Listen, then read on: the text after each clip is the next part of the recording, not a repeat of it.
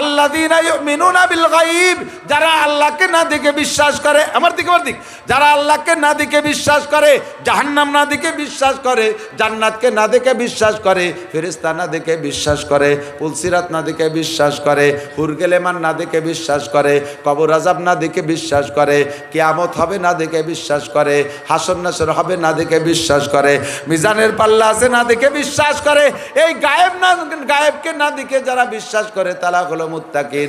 আল্লাযীনা ইউমিনুনা বিল গায়ব, আর কারা? ওয়া ইউকিমুনাস সালাত, আর 5 ওয়াক্ত নামাজ বাস্তবায়ন করে, এরা হলো মুত্তাকিন। ওয়া মিম্মা রাযাকনাহুম ইউনফিকুন, আর আমি আল্লাহ তাআলা যা তাদেরকে রিজিক দিয়েছি, আমার দিকে একটু জবাব দেন বাপ্পাইরা।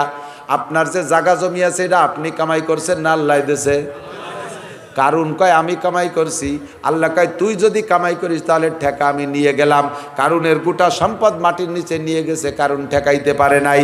আমার জায়গা জমিটা আমার ইনকাম না, আমার যা সামান্য পরিশ্রম দেশে আমারে আল্লাহ, দেশে আমাকে আল্লাহ। আল্লাহ কয় আমি রাযাকনাহুম ইউনফিকুন, আমি তোমার যে রিজিক দিয়েছি এর থেকে কিছু তুমি দিনের রাস্তায় খরচ করো, তাহলে হবা তুমি মুত্তাকিন। আর এই কোরআনে তোমারে হিদায়াত দেবে, সঠিক পথে তোমারে পৌঁছায়, জান্নাত পর্যন্ত পৌঁছাইয়া দিবে। ও ভাইরে, আল্লাহ পাক রব্বুল আলামিন আমাদের দেশে 2 প্রকার মাদ্রাসা দেশে, সরকারি মাদ্রাসা, দরকারি মাদ্রাসা। সরকারি মাদ্রাসা সকাল 10টা থেকে 4টে পর্যন্ত খোলা থাকে, ও জায়গা রাত্রে কেউ থাকে না।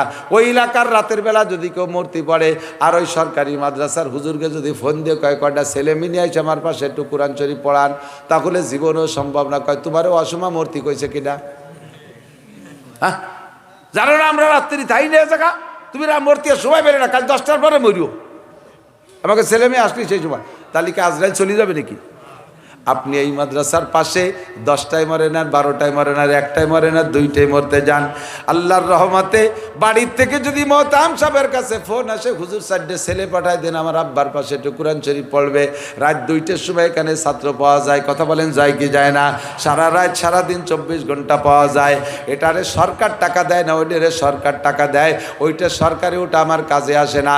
আর এটারে সরকার টাকা দেয় না, আমার দরকারে আসে, এই জন্য এর নাম রাখছি দরকারি। আর আমলিক সরকার চলে গেছে, আমাকে কিছু দেয় নাই। এর আগে বিএনপি ছিল, তারাও আমাকে কিছু দেয় নাই। বর্তমান ইউনূস সরকার আছে, সেও আমাকে কওমি মাদ্রাসায় কিছু দেবে না। আমরা ভরসা করি আল্লাহর উপরে। আপনারা জনগণ, সাধারণ পাবলিক যারা আছেন, আপনাদের তৌফিক অনুযায়ী মাদ্রাসার পাশে একটু দাঁড়াইতে হবে। মানজাবিল হাসানা ফালাহু আশরু আমসালিহা, আল্লাহ পাক বলেন তুমি আমারে 1 দিবা, আমি আল্লাহ তোমারে 10 দেব। আমারে 1 দিবা, আমি 10 দেব। আল্লাহর দিনের দিকে তাকাইয়া, আল্লাহর ধর্মের দিকে তাকায়া ধর্মকে জীবিত রাখতে হবে, এই দিকে